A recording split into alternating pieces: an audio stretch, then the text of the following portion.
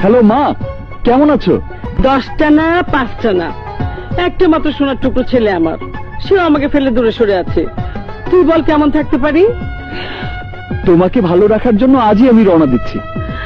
বলিস কি? ঠিকই বলছি। শোনো, আমার পরীক্ষা শেষ।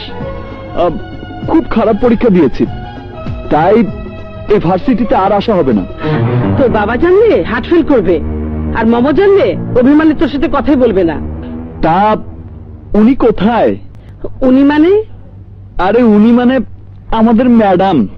কার সাথে কথা বলছো মা? তোর ভাইয়া। ভাইয়া? দাও দাও, আমাকে দাও। নে।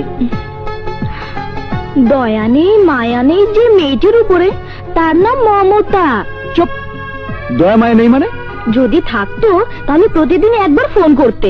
লেখাপড়ার যে চাপ গেছে তা দেখলে আপনি আর এই কথা বলতে পারতেন না।